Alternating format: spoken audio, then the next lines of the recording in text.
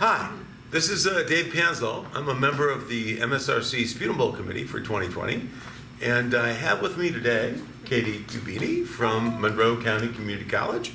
Katey was a champion in 2019. Her team, the Leuken Trappers, won the MSRC Sputum Bowl and then went on to represent Michigan in New Orleans. So we're going to be talking with Katey today and find out about her experience. So Katey, can you tell us a little bit about how you first got involved in Sputum Bowl and what your initial experience was with MSRC Sputum Bowl? Yeah. So our school does special projects. I know a lot of the schools do a variation of that where you can do something in the community or go to MSRC conference. We had Sputum Bowl as one of our options, and it sounded like the most fun. So I chose to do that, and you just wrote questions. You had to create a group and a group name. So that's basically what kind of got me interested to even do that. And our teachers made it sound like it was a lot of fun. They were all previous Sputum Bowl competitors, and it sounded like it was a lot of fun. Yeah, well, I think Monroe has sort of a good tradition for participating in Sputum Bowl. And then, so one of the things about Sputum Bowl is the different names. And so I don't think I remember a team called the Leuken Trappers before. So if you can give us maybe just a little bit of background on how you guys came up with that name, that might be good. Sure. Our team captain, Sarah, she came up with it. And so the whole premise was, you're hunting for sputum. So we actually had camo shirts and like kind of hunting gear. And our second year team was actually a combination of the two teams. So we had the Little Weezies our first year that we competed with, and then the team that ended up going to the Nationals last year was the Leuken Trappers. So we had the Little Weezies and Leuken Trappers our first year from our school. Okay. So, and there will be some first-year teams competing this year. So do you think that gave you some advantage to play as a first-year team and then come back and play as a second-year team? Oh, yeah, definitely. And I think that's what made us all willing to do it as first years, because we knew no one would have any expectation of us. So we figured at least it'll just be a fun experience. And, we didn't really expect it to go anywhere, but we all did okay for, especially for first years. So, and then this past year, we actually had a first-year team go to the finals. Not our first-year team, but I can't remember the school that they came from, but there was first-year students that actually went head-to-head really well with second-year teams. So it definitely doesn't rule people out just to do the first year. Right. It's a lot less expectation on yourself and from others, I think. I think you're exactly right about that. For first-year teams out there, it's like you really don't have anything to lose, and then sometimes you might surprise yourself and maybe surprise some other teams that are in the competition. Yeah.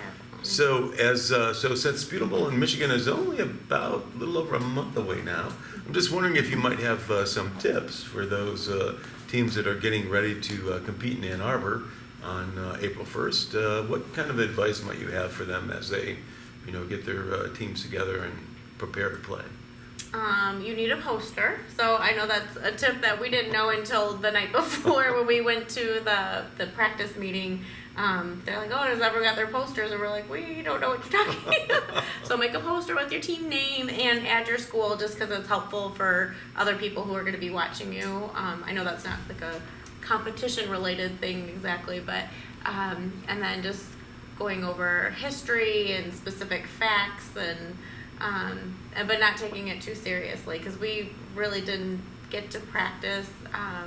We've heard other schools have like pre-competitions and stuff. We practiced one time with actual buzzers, with just our classmates, so it wasn't too intimidating in that regard. But you just kind of go with your gut, I feel like. So if you feel like you think it, just buzz and go for it. So I think just preparing with what you're already learning with school, and that sounds like good advice for sure. So part of the thing with Sputum Bowl is the fun. So from the team names to, as you were saying, about preparing the signs and all of that kind of thing. So did you find that sometimes competition can kind of be intimidating, but did you find that in actually playing in the MSRC Student Bowl that it was not that much of intimidation, or people were helpful in terms of making you feel comfortable? I know it's yeah. kind of the both sides of things, the competition and then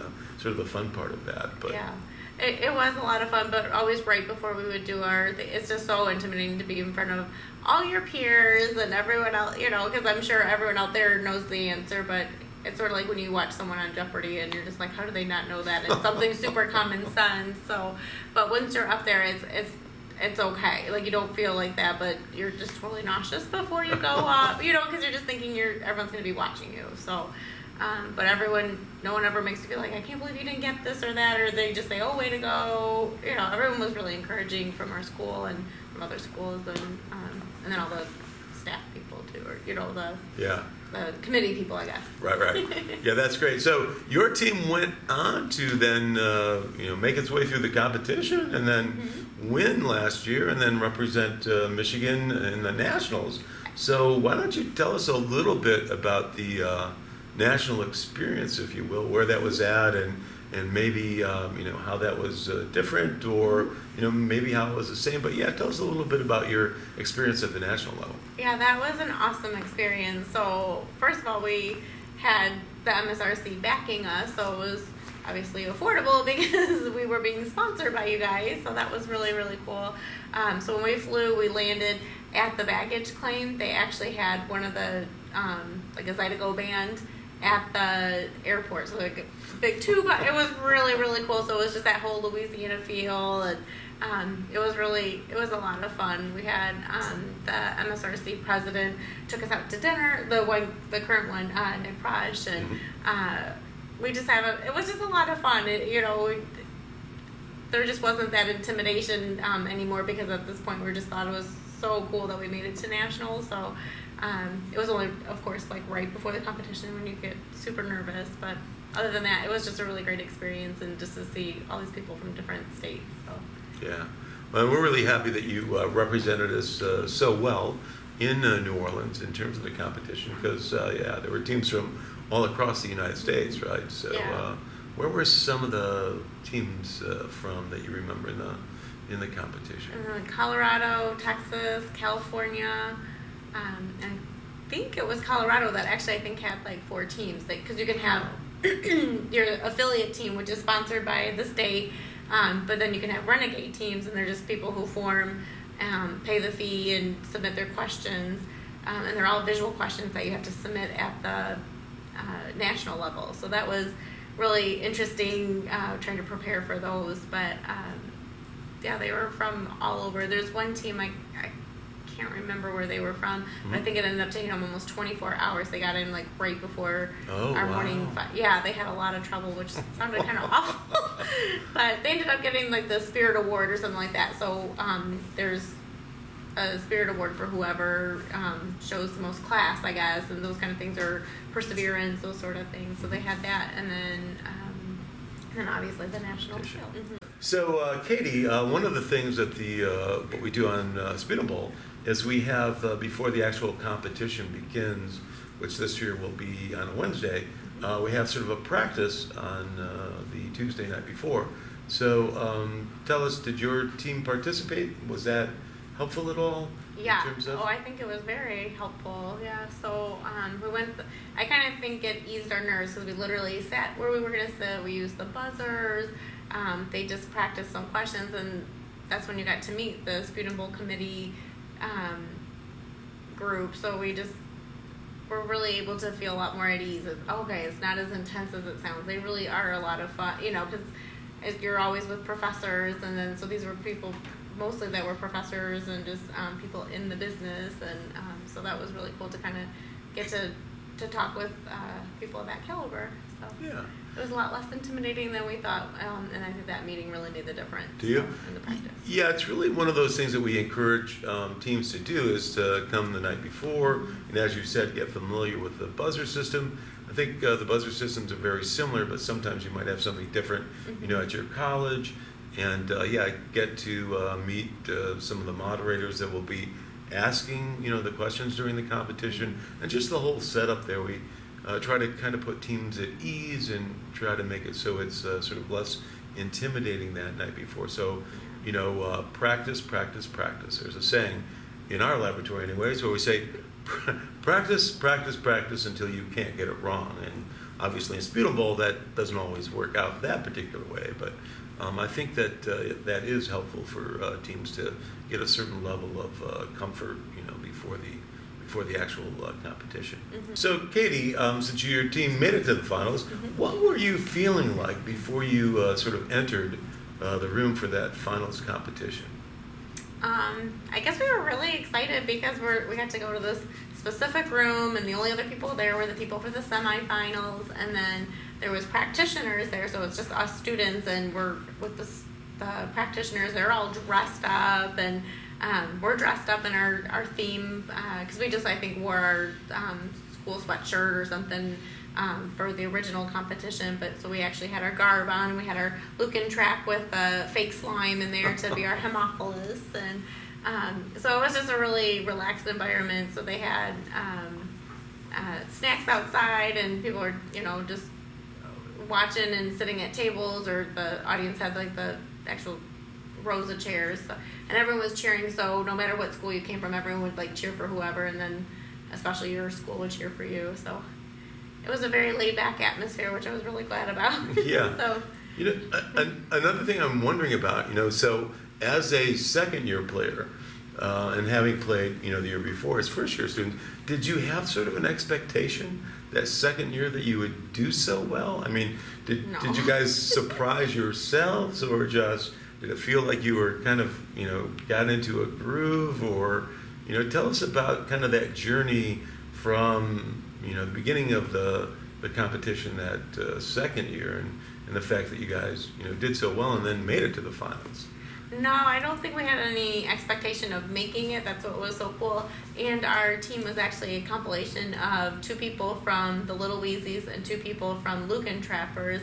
So we hadn't actually all played together before, except for like the one time we practiced in class with our classmates, that sort of thing. But in general, we really hadn't and didn't really know what to expect. But we figured out, one of us was like the buzzer person, and Brooke, she was always really good with the answers, so we always had her in the center, and she just would grab those questions really fast. So, but I think it really helped with getting to do like the practice before, and then going through it together. Our first year, I think, really made a big difference for us, at least feeling more comfortable and confident that it's not going to be the worst experience ever, most embarrassing, I guess, experience. Yeah, I think you hit on something there, and I don't know if you want to expand on that a little bit, but sort of this idea of team chemistry, where not every player, is exactly the same. Each person might bring a little something different that sort of adds to that team dynamic, and maybe, the success of the team. I think the fact that you had both first-year students and second-year students is one thing, but can you talk a little bit maybe about the team chemistry, on the Leuken Trappers? Yeah, so since we all had done it our first year, I think we already felt more relaxed in that regard. So the second year, when we combined a couple from each of our first year teams. Yeah, so you hit on something in terms of team chemistry, and I was just wondering, as far as your particular team, if the team chemistry was a factor with the success of the Leuken Trappers. Oh, I think very much so. I think we all kind of knew what everyone was good at, and we kind of learned from during the initial competition. Brooke was really fast on answering, and I like doing the buzzing, and Sarah and Alexis always knew the most random stuff that so I think everyone really contributed, and that's how we all, when we were discussing, we were like, okay, I feel like we all, contributed, which was really nice, because I know we played some teams that we literally felt like we were playing one person, because they just got every single question, and it might have been the dynamics, but I think we were focused on our own answering that we may not have even realized it, but I felt like we all got to contribute, which was really nice. Yeah, I think having that person fast on the buzzer, because that was my experience back when I was the younger person, back in the sort of late 70s, early 80s. And Anna Ibrahim would be the quickest one on the buzzer. And then if she didn't know the answer, she would look at Rick and I and go, okay, guys, I pushed the buzzer, and so go ahead and answer the question. So having that person that's fast on the buzzer, sort of anticipating, where the question's going, can be a huge advantage. when you're playing Sputum Bowl. There's a saying, speed kills. And that was my skill. Yeah. Was the buzzer. That might apply in that particular circumstance. So yeah, I didn't know this. I would never know the score. I think it's kind of a tough one because when you're in the finals, you're basically, there's one thing that's said about Sputum Bowl. Some people say this: you're not playing against the other team, you're playing against the moderator, right?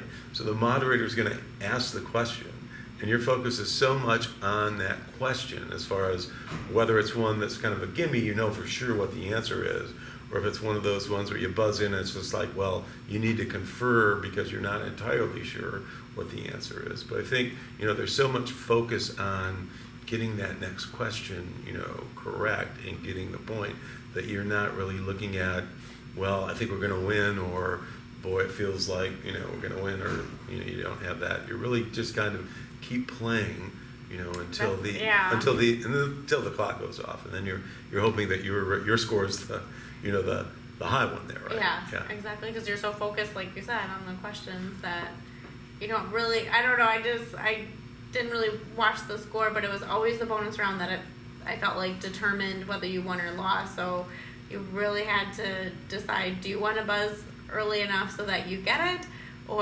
and hope that you didn't miss the second part of the question, because they had a lot of trick questions. It would be, what's this drug and how do you spell it? That was actually the first year, I believe it was the Little Weezies, they got a question like that they ended up, I think that's either how they won the game or it was something like that, but they got another point specifically because one team answered it correctly, but they did not. No, they'd have to spell it, right? I think that's what it was. They didn't realize there was more to the question, so you have to go as fast as you can, but try and feel out, is the question even over? The other team gets the question and gets it read to them for the second time, and there's no one competing with you at that second chance. So. Yeah. Sometimes we refer to that as the pregnant pause. So if you answer the question and the moderator seems to be, in agreement with it, but he's waiting or she's waiting and waiting and waiting, then you can kind of get an idea that, there's more to the answer than what we've given, so far. Mm-hmm. So yeah, there's a lot of different sort of strategies and things that can happen in the course of the game as far as, getting to the correct answer, or in this case, the complete answer, right? Yes. Yeah. So how do you keep control of yourself in the bonus round when you blow the answer? You just keep playing, if things go wrong in Sputum Bowl, you have to remember that there's going to be another question. So if you get something wrong or lose a point, you just have to keep playing. You have to know that, okay, that wasn't so good. Can't dwell on, what happened there, but there'll be another question coming up. So in the bonus round, you get 2 points if you get it right. So even if you lost a point, basically you'd be at +1, right? The point you lost plus the next point. So my advice is always in the bonus round is to keep playing, especially if you know the category, have a pretty good idea of what the question is, because things can change rapidly in the bonus round, because 2 points, you get 3 questions in a row, now you've got 6 points, and so if you were behind by 4 points, now you're ahead by 2. So the bonus round makes it very interesting as far as a team that is behind, they can rapidly catch up, especially if the team that's ahead decides we're ahead, and so we're just gonna kind of play back and take it easy. So that's the whole idea behind the bonus round, is that it gives the team that might be behind an opportunity to catch up, and sometimes catching up, that can be done quickly. So that happened to us at the national level. Unfortunately, we lost a match that way. So as a team, I can't remember what state they were from, but they were phenomenal, and they'd slaughtered everyone all day. So we're playing against them and actually doing really well. We were so surprised. So that was like I think the best match, even though we didn't win it. Right. I think we just felt pretty excited that we're like, oh wow, we might actually make it to the finals if we can even compete with this team that's done so well. And we lost. It was 13-11 because in the bonus round, but we thankfully got to watch them, so that also was helpful, that even if you're not scheduled right away, go watch the other teams because you learn how they play. And it was basically, I think they would just buzz immediately, so we understood that our job was basically just to buzz and hope we had an answer. And that's, I think, how we were able to do it. So it's not so much that we knew the questions, we just buzzed in enough time, and maybe the other teams didn't have that strategy or that kind of thing. But once we got to the bonus, we knew we had an opportunity to lose. So they had everything to gain, we had everything to lose. So they would just buzz, and they got us in the bonus round because one of the questions, the answer was flail chest, but I was so afraid, and I think we all were like, oh, is there more to the question? Yeah. And so if we would have buzzed like just a second sooner, we would have won. Yeah.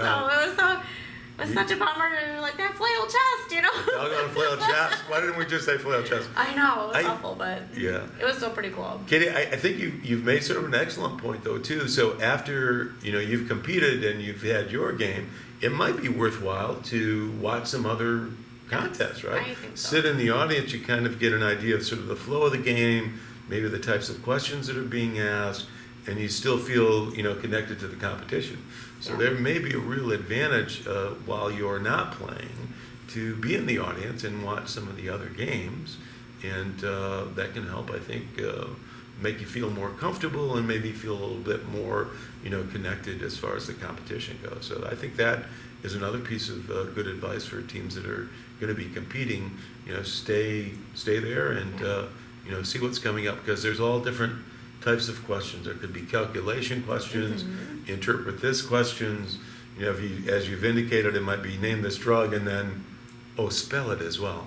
So I don't know how many people can spell acetylcysteine correctly.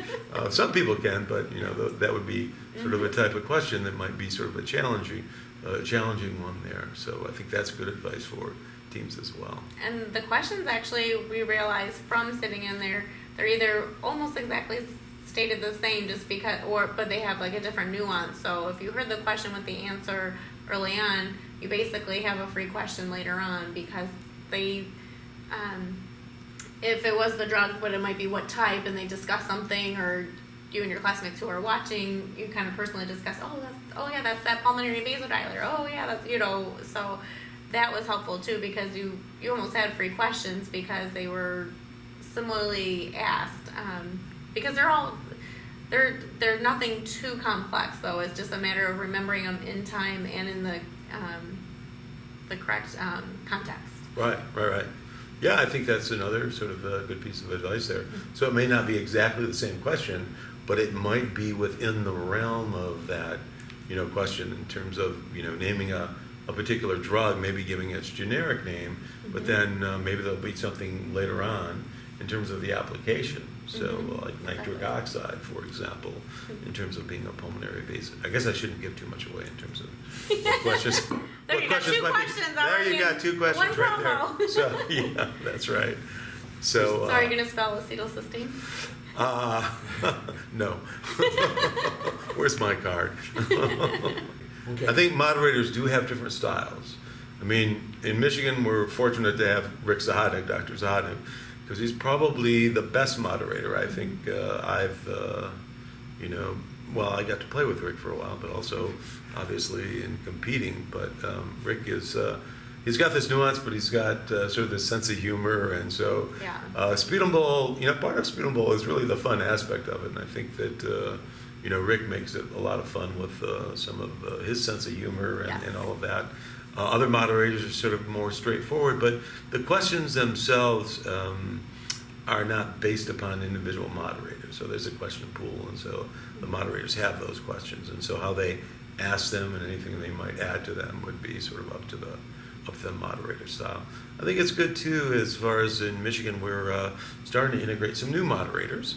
Nobody's getting any younger, and so Liz has done some moderating in the last couple of years and done really an outstanding job for us there. And then you mentioned Nick earlier, and so Mr. Prush has done some moderating as well. So the Sputum Bowl Committee is really, I think, committed to trying to put on really the best competition that we can, and is sensitive to students that might be a little bit nervous and not feeling all that comfortable, and certainly want to make it a fun experience, but there's always the competition side of it, but also the educational side of it. I think the committee has done a good job to try to make sure the questions sort of reflect maybe what students are going to be getting on their credentialing exams, for instance. So, you know, you can get off into history a lot, which is not tested on the MBRC exam. And there was obviously will be some history questions, but I think there's a lot of questions there that deal with, you know, clinical practice, emergency medicine, you know, things that you need to know as a practicing, you know, therapist. At least that's what the intent is. You know, so, Katey, as we wrap things up here, and we're looking forward to the competition that's coming up, do you have a couple of tips for student teams that would be playing as far as getting ready for this year's contest? I think just not to really stress over it too much. Don't let the whole fact that you're going to be in front of people be that, you know, just keep reviewing all your information, because like you said, the questions are stuff that you're doing already in school. We don't use, at the school I came from, we don't use textbooks. We have, all our notes are derived from those. So we don't even know, you know, they're like, oh, this is the source for this and that. So it was really difficult actually having to write the questions, because you had to kind of find where is that actually in these textbooks. So I would say just review and, you know, go with your gut, because a lot of times you don't even realize you already know something. Just sort of like when you go into a clinical situation, you don't realize what you know until you have the question or the situation asked of you. So just rely on what you already know, and then just keep reviewing the information that you're not for sure of or you're not as strong on. So okay. I say that for sure. Okay. Katey, thank you so much, and good luck to you and your team in Practitioner Bowl this year. Looking Thank forward you. to seeing you compete once again.